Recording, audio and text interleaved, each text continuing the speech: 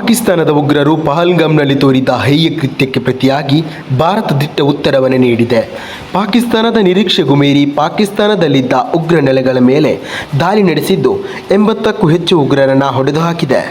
ಕಳೆದ ಏಪ್ರಿಲ್ 22ರಂದು ಜಮ್ಮು ಕಾಶ್ಮೀರದ ಪಹಲ್ಗಾಮ್ನಲ್ಲಿ ಭಯೋತ್ಪಾದಕರು ದಾಳಿ ನಡೆಸಿದ್ದರು. ಇದರಲ್ಲಿ 26 ಜನ ಅಮಾಯಕರು ಸಾವನ್ನಪ್ಪಿದರು. ಹಿಂದೂಗಳು ಮುಖ್ಯವಾಗಿ ಗಂಡಸರನ್ನೇ ಹುಡುಕಿ ಹತ್ಯೆ ಮಾಡಿದರು. ಇದಕ್ಕೆ ಪ್ರತ್ಯುತ್ತರವಾಗಿ ಭಾರತ ಆಪರೇಷನ್ ಸಿಂಧೂರನ ಮಾಡಿದೆ.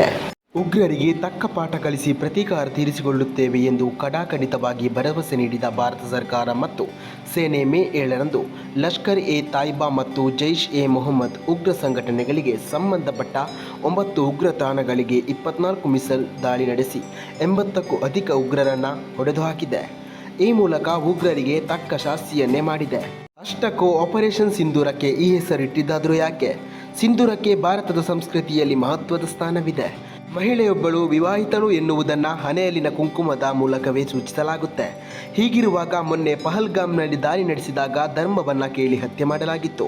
ಭಾರತೀಯ ಮಹಿಳೆಯರ ಸಿಂಧೂರವನ್ನು ಅಳಿಸಿದ ಉಗ್ರ ಕೃತ್ಯಕ್ಕೆ ಪ್ರತೀಕಾರವಾಗಿಯೇ ಭಾರತ ಆಪರೇಷನ್ ಸಿಂಧೂರ ನಡೆಸಿದೆ. ಸಿಂಧೂರವನ್ನು ಅಳಿಸಿದ ಉಗ್ರರು ಕಂಗೆಟ್ಟು ಹೋಗುವಂತೆ ಮಾಡಿದೆ. ಇದೆಲ್ಲ ಆದರೂ ಯಾವ ರಾಷ್ಟ್ರವು ಪಾಕಿಸ್ತಾನದ ಬೆಂಬಲಕ್ಕೆ ಬಾರದಿರುವುದರಿಂದಲೇ ಉಳಿದ ರಾಷ್ಟ್ರಗಳ ನಿಲುವೇನು ಎನ್ನುವುದು ಸ್ಪಷ್ಟವಾಗಿದೆ.